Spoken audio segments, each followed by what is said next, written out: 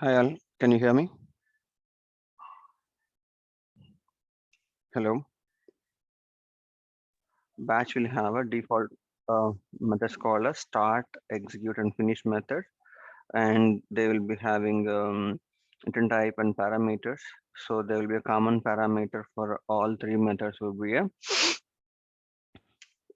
batchable context, and execute method will have a extra parameter that will be a list of S objects. Whatever the S object that you are passing from a start method, it has to be a same list of S objects. And then the return types. The start method return type will be a database dot query locator if you're using a query locator. So far, that's what we discussed. And then or execute and finish return type will be a void. And we will be in start method, we will be writing the query in a string, and the string will be passed to a database dot get query locator, so that the start and finish methods will be called only once, but the execute method will be called based on your data and number of batches and size based on your scenario. So let's say if you don't have any data, whatever the query that you're writing, then the execute method will never called. If you're having a batch size of batch of more number of batches will be like, let's say having 1,000 records and batch size 100. So you having a 10 chunks, so execute method will get called 10 times. Okay.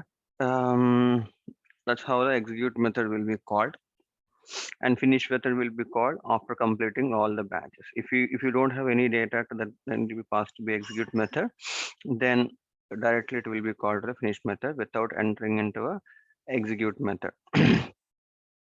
Now, how to execute a batch class? So we have seen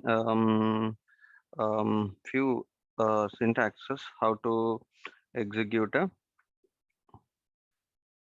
batch class. First of all, we have to create the instance of a batch class which implemented a batchable context, database.batchable. And then how to execute, we have to use a database class to queue the method database dot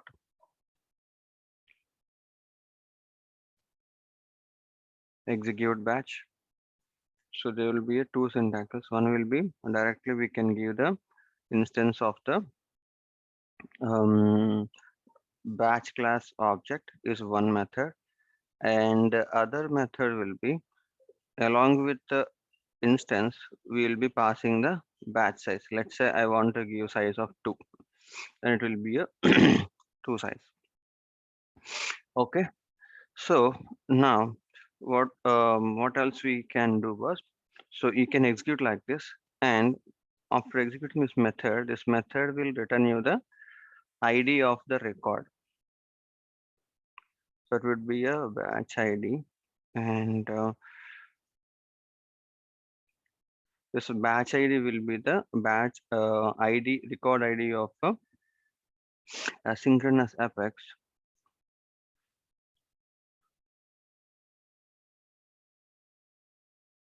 Using that ID, you can track the status of the this batch job. So that's what we are discussing on the other day. One size.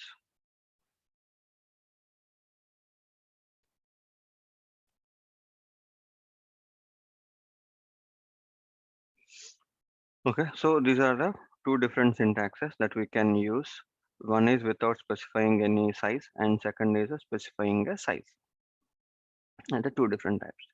Now, let's say I have started a batch. So how can I monitor it? So let's say whether it started or not started, or like any errors happened, how will I know? There is a thing called Apex jobs. This Apex jobs where you will be having a all jobs that are running using the batch jobs. So here, if you look at here, you can see the all Apex, batch Apex and future method. You can see all those, whatever we have previously scheduled. You can see the dates are showing like on the other day when we having this all executions. And you can see the whether the completed, failed, or in progress, the status you can see, and the job type you can see future or a batch apex, and when it's submitted, what are the total batches. So for batch jobs, you can see the job number, but for future methods, there will be a no like batch number of batches or batch processed or failures. All will be zero because we don't have batches in a future method. That will be not applicable for the future method. And you can see what is Apex class that is being used over here when it's completed, who submitted it, what is Apex method. For batch class, we don't have a method, but future we will be having a method. So whatever that it's having ID, you can do it. Okay. So here we have an Apex job ID. This is what we will be getting when we are like a cop when we are trying to copy this ID. So here we see the ID that we are copying over here, right? This ID will be nothing but this Apex job ID. So here we see the ID for a future, but we cannot get it when we execute a future method. So that's what drawback. But we can, so here when we are going to a setup and when we set the Apex jobs, we're able to see here. Let's say I want to give a size of one. Sorry, I want to give size of one. I want to execute. Okay, execute highlighted.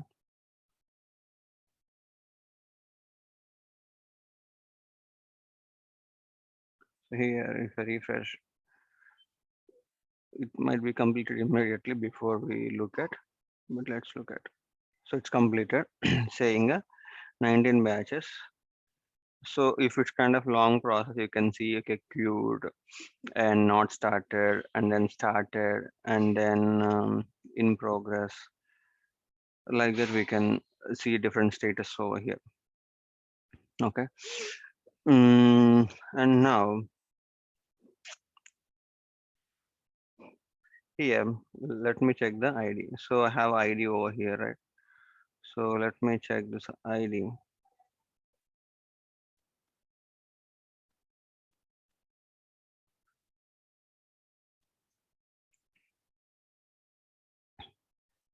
Here, 1, 2, 3.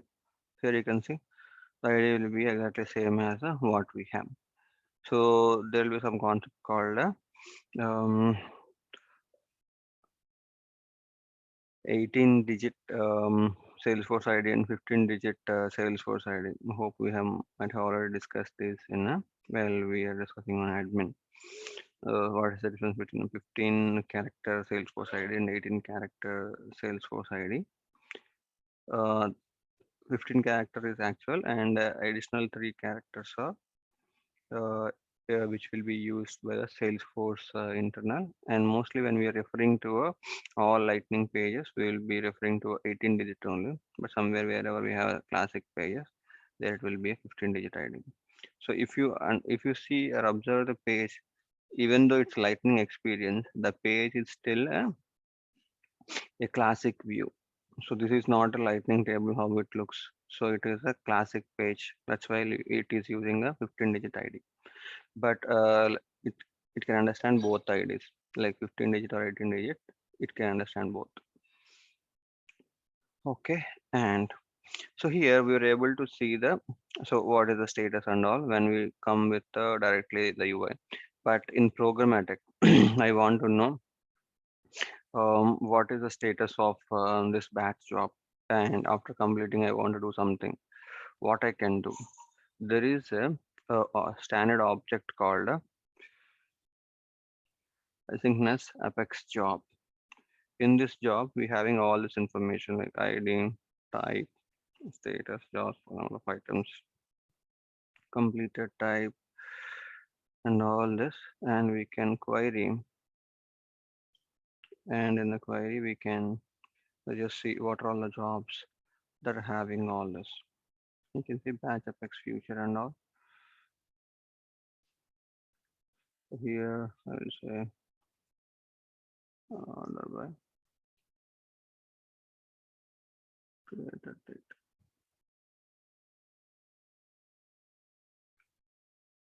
So this is what a pair